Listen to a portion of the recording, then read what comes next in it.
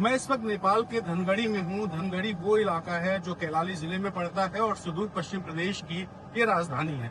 और यहाँ पर भी जम करके ये सब प्रदर्शनकारियों ने सरकारी दफ्तरों को जलाया। यहाँ के मुख्यमंत्री कार्यालय से लेकर बैंकों में आग लगाई, यहाँ की जेल खाली करा दी गई और हालात ये है कि यहाँ दुकानें बंद हैं। आप जरा तस्वीर देखिए, जिस तरह से हिंसा हुई थी उस हिंसा के बाद यहाँ सारी दुकानें इस वक्त बंद हैं। सड़कों पर इक्का दुक्का गाड़ियां हैं। हालात ये हैं कि यहाँ जगह जगह आपको इस तरह की तस्वीरें मिलेंगी जहाँ पर आगजनी की गई है। तो आगजनी की तस्वीरें भी आप सामने देखिए कि चौराहों पर आगजनी हुई है, दुकानें बंद हैं, लोग अपने घरों में हैं और यहाँ पर इस वक्त सेना का कंट्रोल हो गया। ऐसे में कम से कम कह सकते हैं कि आज यहाँ पर कोई हंगामा नहीं है, लेकिन बावजूद उसके ये नेपाल की आर्थिक राजधानी कही जाती है और इस आर्थिक राजधानी का हाल ये है कि यहाँ इस वक्त दुकानें पूरी तरीके से बंद हैं और सड़कों पर आगजनी के तमाम सारे ऐसे निशान हैं जो निशान दिखाई दे रहे हैं। जब हिंसा होती है तो हिंसा अपनी निशानियां छोड़ जाती है। मंगलवार को नेपाल में हुई हिंसा भी अभी तक अपनी निशानियां समेटे हुए है। मैं इस वक्त सुदूर पश्चिम प्रदेश के कैलाली जिले के धनगढ़ी में आर्थिक राजधानी है और यहाँ हाल ये है, जरा इन तस्वीरों को देखिए। ये जो तस्वीरें हैं ये मंत्रालय की हैं। मुख्यमंत्री आवास से थोड़ा आगे जो मंत्रालय बना है उस मंत्रालय में किस तरह से जो सरकारी फाइलें हैं वो जलाई गई हैं और वो अभी तक धुआं वहां से उठ रहा है। और जो यहाँ दफ्तर में तोड़फोड़ हुई, ये सारे टीन शेड टूट करके अभी गिरे हुए हैं। आग अभी भी यहाँ दिखाई दे रही है और अंदर जो कमरे हैं उन कमरों के अंदर भी तोड़फोड़ हुई है। लेकिन इससे जो रास्ता यहाँ से जा रहा है, आगे जरा इन गाड़ियों को देखिए। ये जो गाड़ियां हैं इन गाड़ियों को भी आग के हवाले कर दिया गया, तोड़फोड़ की गई। जबरदस्त तरीके से यहाँ पर जो हिंसा है वो प्रदर्शनकारी घुसे थे और यहाँ पर बहुत सारा तोड़फोड़ हुआ था प्रदर्शनकारियों का।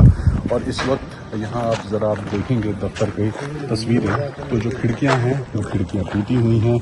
अभी भी निशानियाँ इस तरह से हैं कि जो इमारतें हैं उनमें आगजनी की तस्वीरें आप देख सकते हैं कि यहाँ बिल्कुल दीवारें काली हो गई हैं, खिड़कियाँ टूटी हैं, अंदर की जो फाइलें हैं वो सारी फाइलें जला करके ख़त्म कर दी गई। यानी कि जो सरकारी दस्तावेज़ों में रिकॉर्ड्स थे वो सारे रिकॉर्ड्स ख़त्म हो चुके हैं। गाड़ियों जो सरकारी गाड़ियाँ थी उनको जला करके खाक कर दिया गया है। और हालात ये हैं कि फ़िलहाल इस मंत्रालय में सिर्फ कुछ सुरक्षाकर्मी हैं, कोई सरकारी कर्मचारी नहीं है। और हाल ये है कि यहाँ कोई मंत्री नहीं है, यहाँ कोई अधिकारी नहीं है, सिर्फ और सिर्फ निशानियाँ हैं। तो उस हिंसा की जो हिंसा यहाँ पर मंगलवार को प्रदर्शनकारियों ने की थी, जेंजी के नाम पर शुरू हुआ प्रोटेस्ट, जिस तरह से नेपाल के सरकारी कार्यालयों को जला रहा था, ये बताता है कि हालात कितने ज़्यादा खराब हैं। नेपाल के कैलाली जिले में जो जिला कारागार है वहाँ पर स्थिति ये हुई कि प्रदर्शनकारी आए, जेल के जो ताले हैं वो टूटे और जितने कैदी थे वो यहाँ से निकल पाए। मैं उसी कैलाली जेल के बाहर हूँ। आप देखिए कारागार कार्यालय है कैलाली का।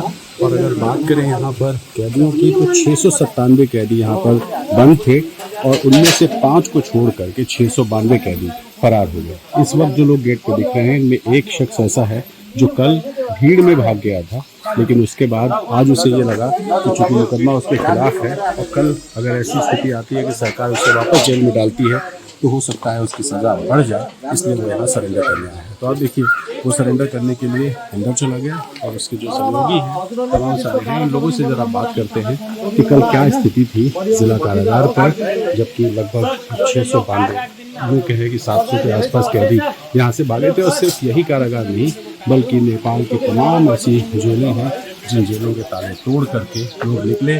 उनमें एक नाम रवि लामिछाने का था जो कि नेपाल के नेता हैं, एक नाम संजय यादव का था, वो भी नेता रहे, मंत्री रहे, वो सब यहाँ से निकल गए। इन लोगों से बात करते हैं ज़रा। भाई ये बताइए, आपके जानने वाले यहाँ पर बंद थे?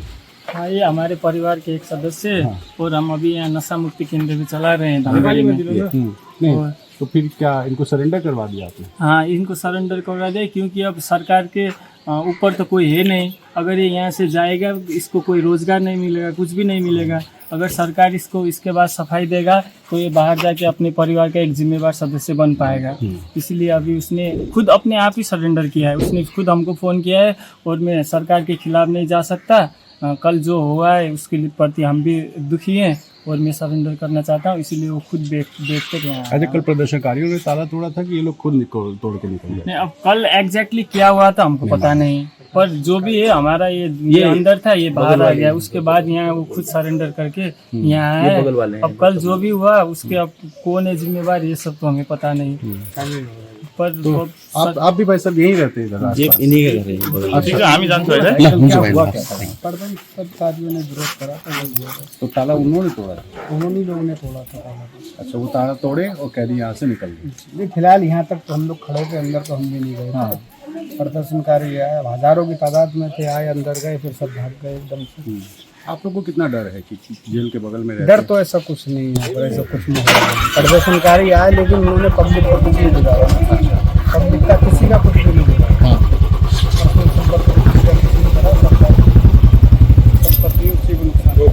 तो प्रदर्शनकारियों ने आम लोगों को कुछ नहीं किया, जो किया वो सिर्फ सरकारी संपत्तियों पे किया, वो चाहे जेल हो, चाहे मुख्यमंत्री का दफ्तर हो, या फिर और भी सरकारी जो दफ्तर हैं उन सब जगहों पर। तो इसीलिए ये जो जेल है इस वक्त अगर हम बात करें सामने ऊपर दिखाते हुए, तो यहाँ कुल 6 कैदी हैं, क्योंकि 5 भागे नहीं थे और एक ने अभी सरेंडर किया। जितने 697 थे उनमें से ज़्यादातर निकल गए। और चूंकि इंडिया बॉर्डर के नज़दीक है तो इस तरह की आशंका है कि कुछ कैदी इंडिया की तरफ भाग सकते हैं। हालांकि एसएसबी ने इतनी कड़ी चौकसी की है कि किसी को भी उधर जाने की परमिशन नहीं है। बट अभी नेपाल में जो हाल है वो इस कारागार को देख करके समझ सकते हैं कि जेल है लेकिन जेल में कैदी नहीं है। नेपाल में सबसे ज़्यादा नाराज़गी प्रधानमंत्री केपी शर्मा ओली से थी। इसी वजह से प्रदर्शनकारियों ने सबसे पहले निशाना बनाया तो communist party of Nepal Himalaya के दफ्तर को, जो कि केपी शर्मा ओली का दफ्तर है। और यहाँ आप देखिए तस्वीरें किस तरह से ये communist party of Nepal Himalaya का ये सुदूर पश्चिम प्रदेश का कार्यालय है। और यहाँ अगर आपको अंदर ले जा करके दिखाएं तो आप देखेंगे कि सामने यहाँ पर इसकी बहुत सारी तोड़फोड़ हुई थी, आगजनी हुई थी। और अगर अंदर जा कर के हम दिखाएंगे तो तमाम ये जो इसके बोर्ड्स हैं इनको तोड़ा गया है। इसके अलावा जब यहाँ पर खिड़कियाँ हैं उन खिड़कियों को तोड़ा गया। अंदर भी आगजनी की गई, उसमें भी देखिए पूरे दफ्तर के अंदर आगजनी की गई है। सामने जो बोर्ड लगा हुआ था नेपाल कम्युनिस्ट पार्टी का, उस पर भी पेंट कर दिया गया। और देखिए ये सारी यहाँ पर फाइलें जला दी गई। और जरा इस दफ्तर के अंदर की तस्वीर आप देखेंगे तो पूरे दफ्तर तमाम नेपाली युवक लोग हमारे साथ हैं। ये जो पर्चियाँ थी मेंबरशिप की, ये सारी मेंबरशिप की जो पर्चियाँ हैं इनको फेंका गया, तोड़ा गया दफ्तर को। और यहाँ इस तरह से आगजनी के निशान। भाई साहब आप यहीं के हैं? आपकी दुकान यहाँ पे किस चीज़ की? अच्छा, पार्टी के लिए प्रिंट वगैरह। कितने लोग आए होंगे यहाँ पे? कंपनी में 203 पेंट डाल दिया है, कुछ बचा नहीं यहाँ पर। किस तरह हालात अभी तो नाम है? अभी हालत आप लोग क्या चाहेंगे? जो सब कुछ किया है ये सब नेपाल के लिए कितना ज़रूरी था? जरूरी था, क्योंकि भ्रष्टाचार करप्शन बहुत हो रहा था नेपाल पे। इसलिए ये जेनजी गैंग जो अभी फिलहाल कर रहे हैं, ये मेरी तरफ से तो ओके था, ठीक है, ये ठीक था। इस सरकार से नाराजगी किस तरह का नेपाल में दिक्कतें क्या कहते हैं? नेपाल में तो हर तरफ भ्रष्टाचार ही भ्रष्टाचार हो रहा है। हर तरफ हर कार्यालय पे जाओ आप, उधर भ्रष्टाचार, उधर करप्शन, हर नेता करप्ट है इधर। मतलब जो वीडियोस मैंने देखे कि नेताओं के बच्चों को विदेश भेजते हैं, एक बड़ी बेहतर जिंदगी जी रहे थे और आम आदमी परेशान था, इसकी नाराजगी। इसकी नाराजगी। अब आम आदमी को तो इससे आम आदमी को बेहतर बनाना था ना। नेता लोग क्यों चुने गए? आम आदमी को बेहतर बनाना, इस आधारभूत पूरा आधारभूत की मानते थे जो जरूरत आवश्यकता वो तो पूरा करना उनका कर्तव्य था। लेकिन इसमें आधारभूत आवश्यकता के अंदर ही करप्ट हो चुका था, इसलिए ये जरूरी था। अब नया नेता कौन होना चाहिए? मेरी तरफ से तो, हम सब की तरफ से तो बालेन शाह, वो प्रधानमंत्री होंगे तो बहुत अच्छा होगा, क्योंकि उनके पास विजन है, एक करने के लिए आर्ट है, साहस है। वहाँ उनके पास विजन भी है कैसे आगे लगना चाहिए। वो बुढ़ापा का हो चुके थे और उनका दिमागी नेपाल की लीडरशिप यंग होनी चाहिए। तो नेपाल की लीडरशिप यंग होनी चाहिए, ये यंगस्टर्स का मानना है, जेनजी का मानना है। और यही जेनजी जो है इसने सरकार से नाराज़गी की वजह से इस तरह से आगजनी की थी।